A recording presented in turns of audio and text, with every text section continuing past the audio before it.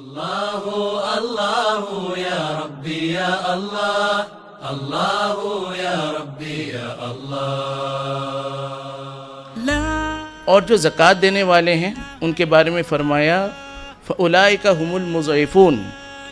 کہ یہ زکوٰۃ دینے والے بظاہر اپنے مال کو کم کرنے والے یہ وہ لوگ ہیں جن کو اپنے مال بڑھانے کا ڈھنگ آتا ہے۔ زکوٰۃ ایک عبادت ہے اور عبادت ہر شخص کی اپنی اپنی ادا ہوتی ہے، لہٰذا زکوٰۃ کے معاملات میں آج کل یہ بھی ایک بحث بعض دفعہ چھیڑی جاتی ہے کہ یہ ٹیکس ہے یا عبادت، تو اس کو ہمیں کلیئر ہونا چاہیے کہ یہ عبادت ہے، اس میں نیت ضروری ہے، اس کی وہ مخصوص شرائط ہیں جو کہ ٹیکس کے اندر نہیں پائی جاتی۔ تو اسلام نے جو حد کھینچی ہے اگر وہاں تک وہ نہیں پہنچ پا رہا اور اس کی بنیادی ضروریات میں اس کو مشکل ہو رہی ہے تو ہم اس کو سپورٹ کریں گے، ٹھیک ہے۔ فرض کریں کسی آدمی کو 12,000 روپے کی ضرورت ہے ماہانہ اپنی بنیادی ضروریات کو مینیج کرنے کے لیے، لیکن وہ 10,000 کما پاتا ہے، تو اس آدمی کو ہم سالانہ 24,000 زکوٰۃ دے دیں تاکہ یہ اپنے آپ کو ایک ایوریج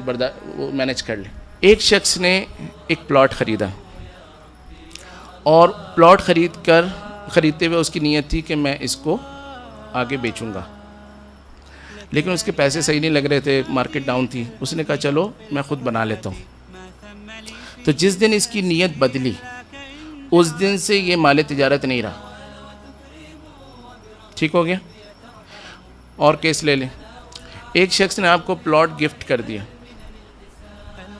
اور آپ نے نیت کر لی فوراً کہ میں تو بیچوں گا، مفت کا آتا ہے،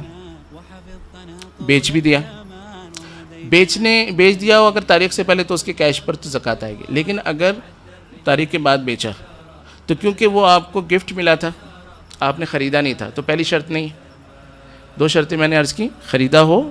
اور بیچنے کی نیت سے خریدا ہو اور آگے اس کی نیت اب تک باقی ہو۔ تو پہلی شرط نہیں ہے کہ خریدا ہی نہیں، گفٹ ملا، کہ زکوٰۃ ان اموال پہ ہوگی جو میں نے شروع میں بتایا کہ جو بڑھتے ہیں یا بڑھنے کی صلاحیت رکھتے ہیں۔ باقی 10 گھر ہوں یا اس کی گاڑی ہو اس سے اس کی بحث نہیں ہے۔ گھر کی ویلیو بڑھ جاتی ہے لیکن وہ اور فیکٹرز ہوتے ہیں، اور گاڑی کی ڈیپریشیٹ ہو جاتی ہے، ٹھیک ہے نا، لیکن اس سے ہماری بحث نہیں ہے۔ ہماری بحث یہ ہے کہ اگر وہ گاڑی یا وہ گھر اس نے بیچنے کے لیے خریدا پھر تو اس پہ زکوٰۃ ہے، لیکن اگر بیچنے کے لیے نہیں خریدا، پرسنل یوز کے لیے خریدا یا کرایہ حاصل کرنے کے لیے خریدا تو ان تمام صورتوں میں اس پہ زکوٰۃ نہیں ہوگی۔ بالفرض آپ کے پاس 1 کے بجائے 2 لاکھ ہو گئے تو ذہن میں آگا کہ 1 لاکھ پہ تو سال گزرا ہے، بقیہ 1 پہ نہیں گزرا، اس کا کوئی حساب نہیں، درمیان کے اپس اینڈ ڈاؤنس کا کوئی اعتبار نہیں، ٹھیک ہے۔ 1 لاکھ روپے 5 شوال کو آئے، اگلے دن کو سارے ڈاکو لے گئے، پھر آپ نے جد و جہد کر کے اگلے سال تک 2 لاکھ کمائے، پھر بھی آپ کو زکوٰۃ دینی پڑی۔ اب فرض کریں کہ وہ 30 روپے بک ویلیو والا جو ہے اس کی مارکیٹ میں ویلیو ہے 90 روپے فرض کریں اسٹاک میں، تو ہم وہاں سے 30 روپے کم کر کے 60 روپے پہ زکوٰۃ دے سکتے ہیں، ٹھیک ہے۔ یہ جس کی فیلڈ ہوگی وہ سمجھ گیا ہوگا، جس کی نہیں ہوگی نہیں سمجھا ہوگا۔ تو جس کی فیلڈ نہ ہو تو وہ ہمارے ادارے سے SCS کا جو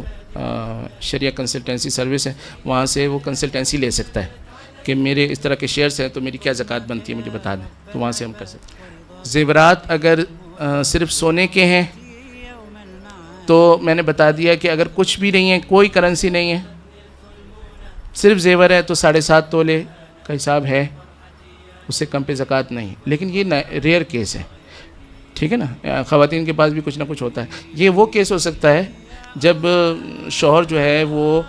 پاکٹ منی نہ دیتا ہو، صرف خرچے کے پیسے دیتا ہو اپنی ملکیت میں رکھ کہ میں